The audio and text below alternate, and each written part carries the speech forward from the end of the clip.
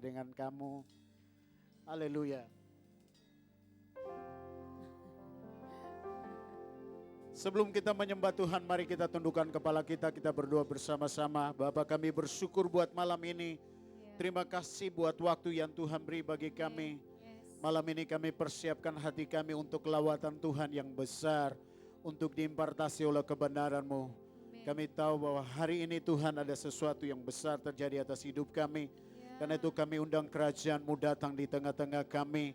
Biarlah kehendak-Mu terjadi atas hidup kami, supaya nama-Mu dimuliakan atas hidup kami.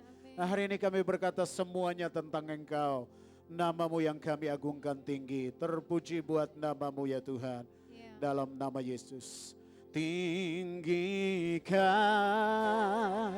dirimu, oh, bersama-Mu Bapa, ya Tuhan. Ku lewati semua perkenanan-Mu Tuhan. Terima kasih Tuhan. Teguhkan hatiku, sebab Engkau yang bertindak.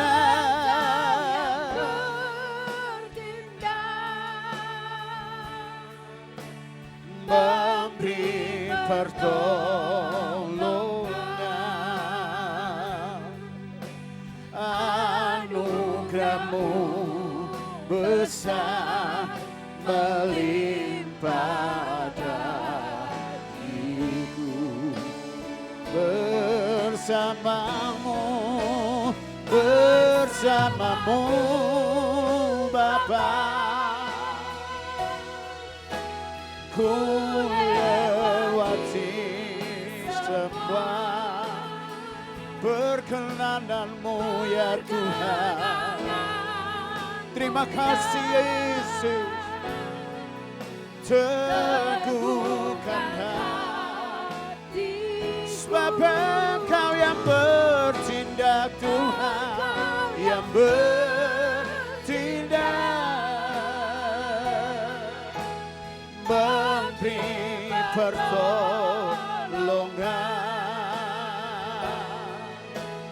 anugerah-Mu besar melimpah bagiku.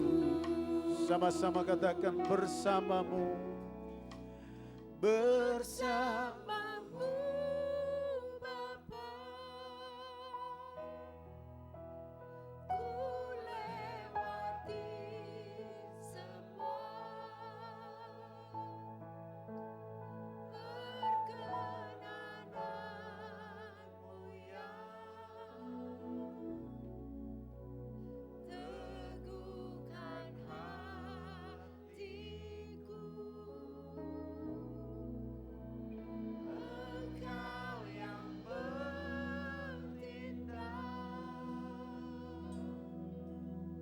memberi pertolongan, anugerah-Mu besar melimpah. Bolehkah kita angkat tangan kita, sembah Dia, katakan bersama-Mu, bersama-Mu Bapa. Terima kasih. Ku lewati semua perkenanan-Mu yang teguhkan hatiku. Engkau yang bertindak, memberi pertolongan,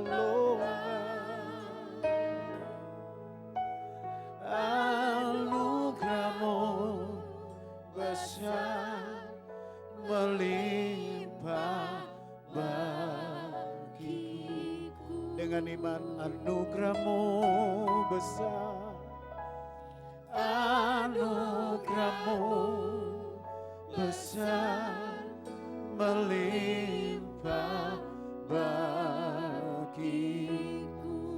Anugerah-Mu besar, anugerah-Mu besar, melimpah bagiku.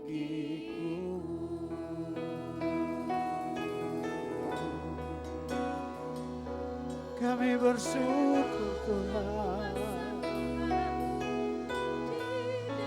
sebab anugerah-Mu besar di hidup kami. Kasih setia-Mu Yesus selalu tersedia bagi kami Tuhan. Sebab itu hati kami bersyukur Tuhan. Gloria lama serere ada la la la la la.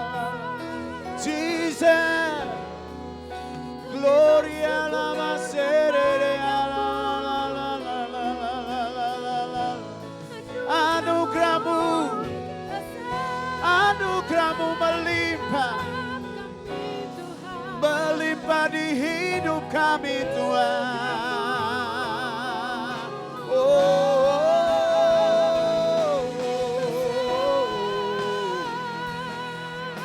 Serere ara lama sekere ara lama baba bakana. Jesus, we worship you. Serere ara lama baba kana na na na na na na na. Kami bersyukur padamu, bersyukur buat kasih setia-Mu Tuhan. Gloria la la la la la la la la la la la la la la la la. Oh Jesus, terima kasih buat kasih setia-Mu. Terima kasih buat anugerah-Mu. Terima kasih. Kami hidup karena anugerah-Mu Tuhan. Terima kasih Tuhan. Sebab kasih setia-Mu yang menghidupkan kami Tuhan. Mulialah nama-Mu Tuhan. Ajaib perbuatan. Kau ajaib Tuhan. Terima kasih Tuhan. Kami bersyukur. Terima kasih. Bolehkah kita angkat kedua tangan kita sekali lagi dengan hati yang penuh ucapan syukur, katakan, ku naikkan syukurku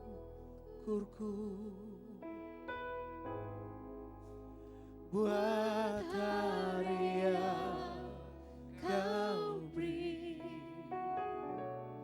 tak habis-habisnya kasih dan rahmat-Mu.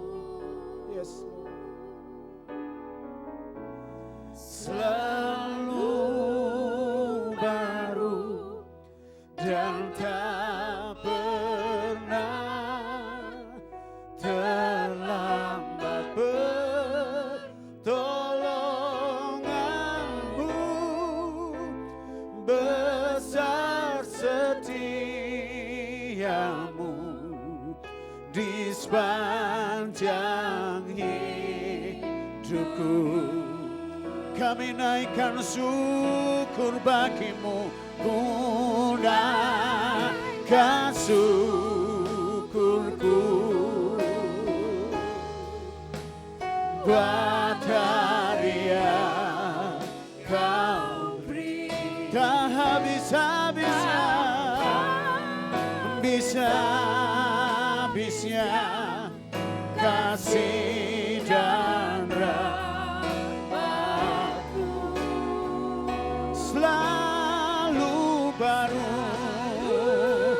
baru dan tak pernah terlambat. Pertolonganmu besar, setiamu di sepanjang hidupku. Besar, besar setiamu, besar setiamu, besar setiamu.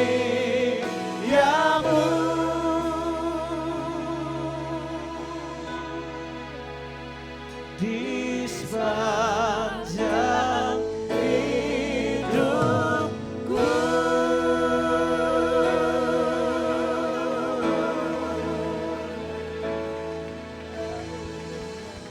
Amin Tuhan. Di setiap musim hidup kami, Engkau selalu setia menemani. Kadang kami melewati seperti di lembah kekelaman. Engkau juga ada di sana Tuhan. Kadang kami seperti di puncak gunung. Engkau bersama kami untuk merayakan betapa kemenangan itu begitu indah. Tuhan Kau baik. Kasih setiamu untuk selama-lamanya. Betapa kami bersyukur sebagai umat-Mu. Kami bersyukur sebagai anak-anak-Mu. Karena Engkau punya sorga yang mulia. Tetapi Engkau memilih untuk tinggal juga di antara kami. Diam di tengah-tengah kami, bahkan ada di dalam kami. Terima kasih untuk malam yang indah Tuhan. Hadirat-Mu ada di tengah kami. Karena itu berbicara lebih jauh lagi Tuhan.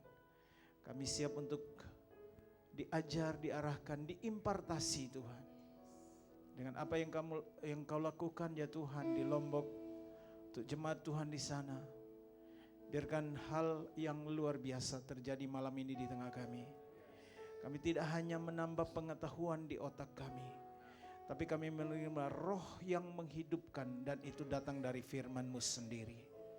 Terima kasih Tuhan. Dalam nama Tuhan Yesus kami mohon. Supaya Tuhan mengurapi hamba-Mu. Dan kami semua yang menjadi pendengarnya juga diurapi dengan urapan yang sama. Bagi Tuhan segala pujian. Di dalam nama yang kudus dan mulia Tuhan Yesus Kristus kami berdoa dan kami bersyukur. Setiap orang yang siap dan percaya katakan amin. Boleh beri tepuk tangan kepada Tuhan. Bapak Ibu silakan duduk kembali. Ini terjadi pertama kali di tahun 2015. Kita bikin komsel gabungan.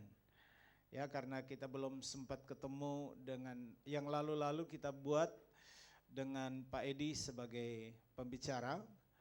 Nah, sekarang ini adalah muridnya Pak Edi yang sudah diimpartasi. Berapa banyak yang datang ibadah minggu kemarin yang di Umum 2 ya, yang tentu yang ada di CG dan merayakan 20 jiwa yang dibaptis tidak hadir, tapi kita kasih tepuk tangan buat Tuhan kita. Ya. Luar biasa. Pak Sony di mana Pak Sony? Oh, belum datang. Ada Pak Robi? Oh, ada Pak Robi ya, ya. Apa yang kalian kerjakan kita kasih hormat dan saya percaya sorga juga memberi hormat untuk semua jerila, seluruh tim Komsel yang telah bekerja dengan luar biasa sehingga jiwa-jiwa boleh dibawa kepada Tuhan. Nah, malam ini kita lebih perdalam tentang bagaimana kita membangun rumah Tuhan. Saya melihat beberapa grup Komsel yang sangat seru setelah mendengarkan sharing Mas Bambang di Umum 2. Dan juga di Mandarin. Tentu dari Eklesia dan English Service tidak bisa dikunjungi. Dia ada di sini dan rohnya ada di sini. Roh Pak Bambang berasa di lantai 3 juga ya, walaupun tidak khotbah di sana. Ya, karena jadi kalau saudara mau pesan CD-nya boleh, DVD-nya supaya bisa nanti royaltinya kita kirim. Ya, 1 CD 1.000 Pak. Jadi kami kirim untuk pembangunan yang di rumah Tuhan di Lombok. Oke, baik. Mari kita kasih tepuk tangan untuk Mas Bambang. Ya, saya panggil Mas Bambang, keluarga kita dari Lombok. Selamat malam Bapak Ibu. Selamat malam. Gitu, itu baru benar. Baik Bapak Ibu, saya akan melanjutkan apa yang saya bagikan hari Minggu. Tapi saya berharap nih, Bapak Ibu, saudaraku dapat menyimak setiap kebenaran-kebenaran yang saya bagikan. Supaya begini, kita ini udah cukup kompleks dengan pengetahuan. Kalau saya boleh banggakan di Abalov itu dari lahir sampai mati komplit ada.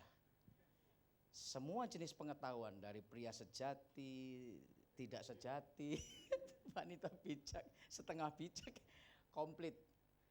Ya, cuman yang saya tangkap beberapa waktu yang lalu Bapak Ibu setelah Build My Home 2011 atau 2012.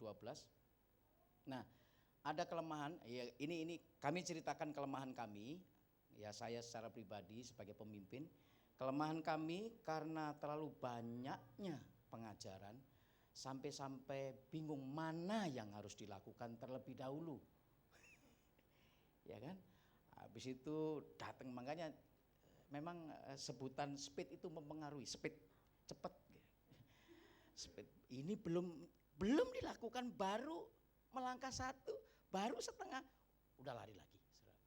Nah, akibatnya kami tidak fokus dan tidak tekun. Karena kami tidak fokus dan tidak tekun, pengajaran bagus sebagus apapun tidak pernah akan nyampe dalam kehidupan kita. Istilahnya kita suka bicara yang di awan-awan.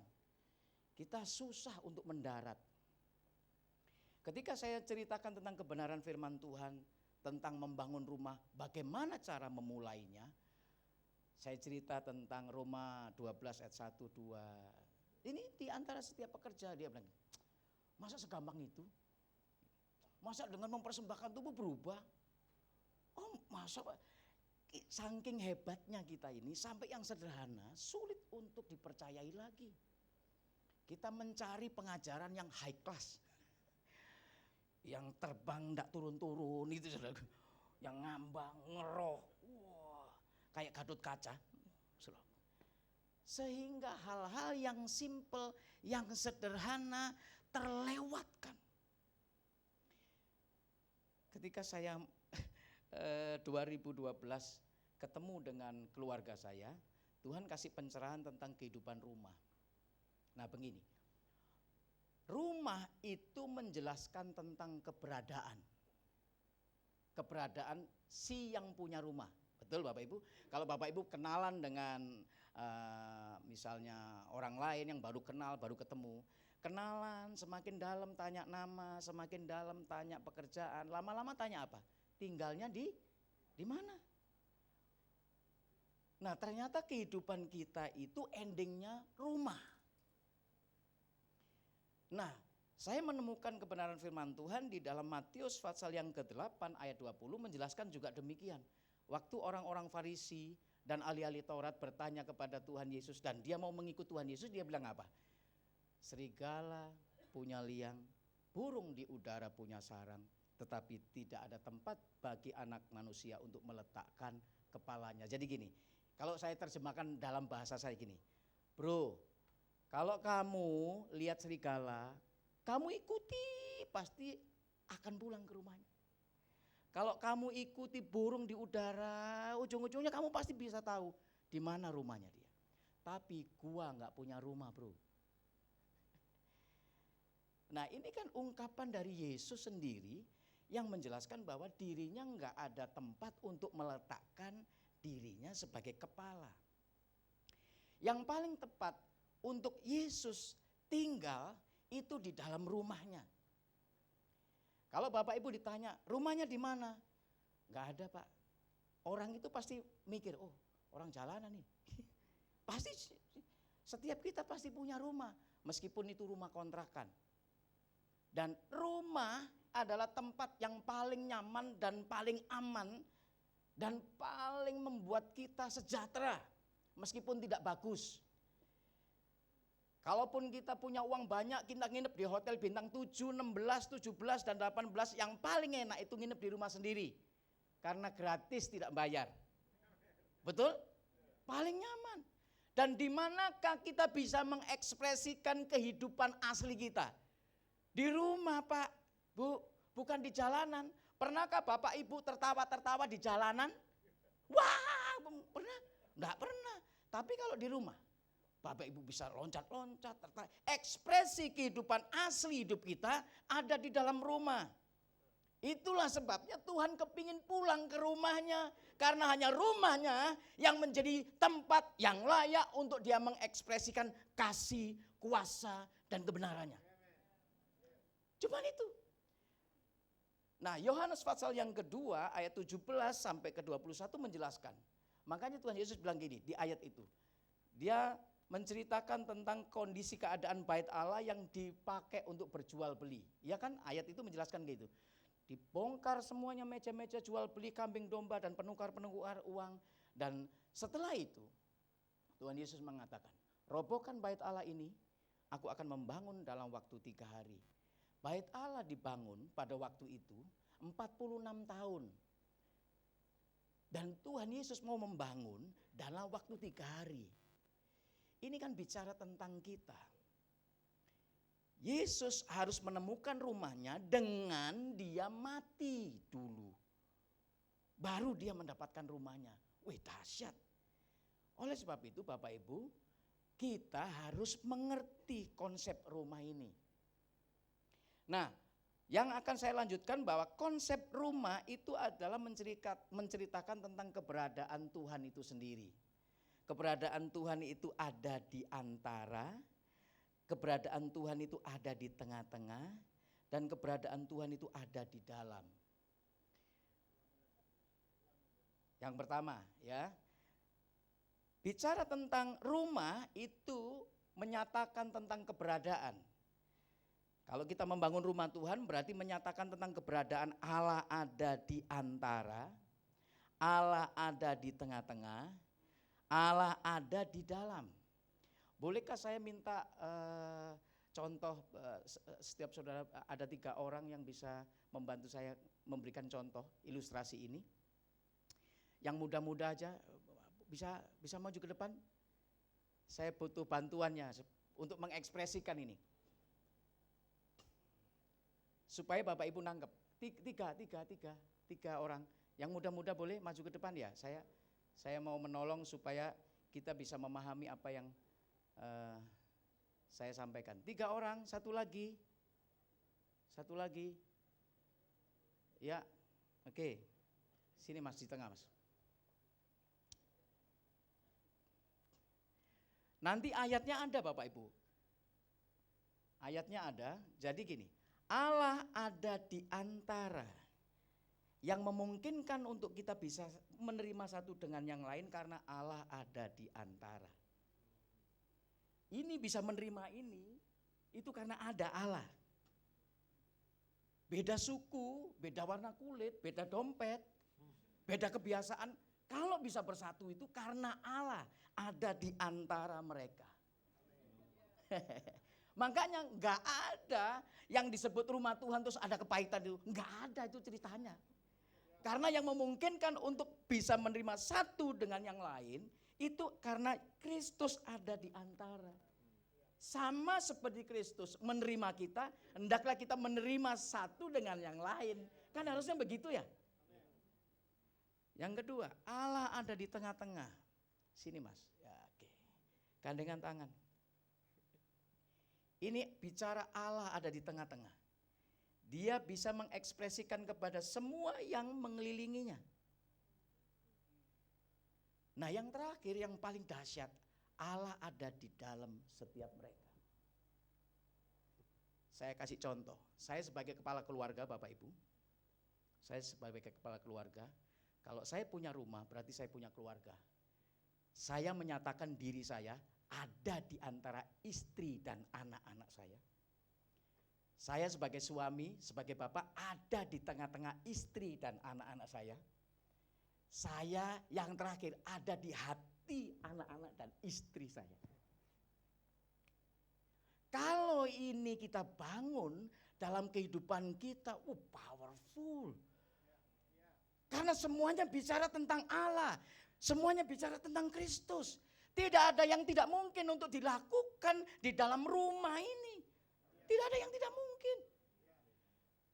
Nah, kehidupan orang-orang yang ada di dalam rumah Allah adalah kehidupan yang diekspresikan, dimanifestasikan oleh karena Kristus sendiri yang hidup di dalamnya.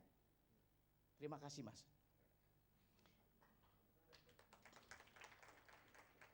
Ketika kami mengerti ini, akhirnya kami mengambil kesimpulan bahwa ini harus dipraktekin dalam kehidupan komsel maupun dalam kehidupan kita secara pribadi. Nah, dampaknya begini Bapak Ibu. Mengapa kok rumah itu penting? Karena memang rumah itu adalah satu-satunya tempat untuk kita bisa mengekspresikan diri. Tidak ada tempat yang lain yang menurut saya yang tepat untuk kita full menampakkan diri kita selain di rumah.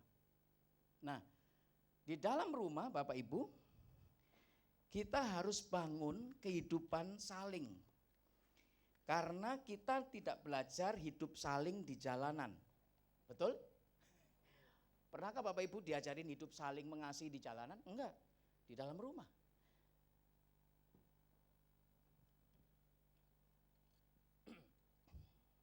Nah, saya akan berikan satu ayat firman Tuhan di dalam Yohanes pasal yang pertama ayat yang ke-14 yang menjelaskan bahwa Allah ada di antara.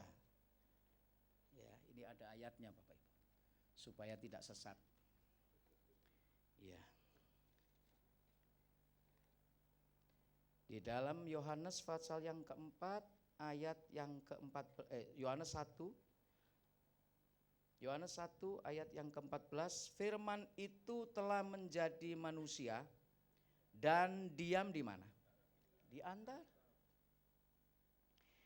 Kalau kita lihat di dalam Sefanya pasal yang ketiga ayat 17 itu menjelaskan aku Allah ada di antara mereka menjadi pahlawan yang memberi kemenangan. Allah ada di antara. Terus kalau Allah diam di tengah-tengah itu kita lihat di dalam Kolose pasal yang pertama ayat 27. Kristus ada di tengah-tengah kamu menjadi pengharapan akan kemuliaan. Terus kemudian Hagai pasal yang kedua ayat yang ke-6 juga menjelaskan demikian. Terus Keluaran pasal 29 ayat yang ke-25 juga menyatakan hal yang sama. Allah diam di tengah-tengah. Dan yang terakhir Bapak Ibu, Allah diam di dalam, itu ada di dalam 1 Korintus pasal yang ketiga ayat 16, 1 Korintus 6 ayat 19, Yohanes 14 ayat 20. Ya. Jadi 1 Korintus 3 ayat 16 itu menyatakan, tidak tahukah kamu bahwa kamulah bait Allah dan roh Allah diam. Nah, di ibadah 3 kemarin saya sempat membagikan di 2 Korintus pasal yang ke-6. 2 Korintus pasal yang ke-6 itu menjelaskan tentang perbedaan antara bait Allah dan berhala. Sedikit saya singgung ayat ini. 2 Korintus pasal yang ke-6.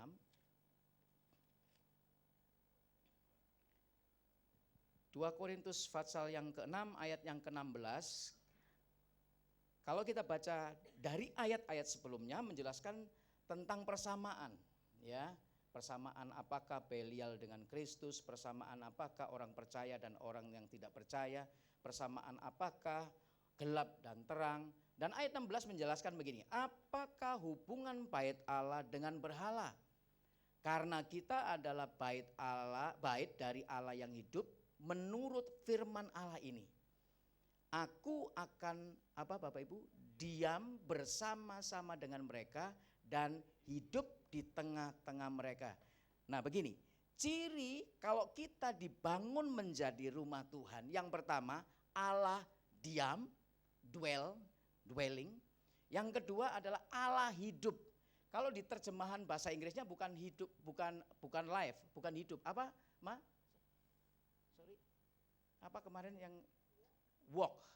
Jadi Allah bukan hanya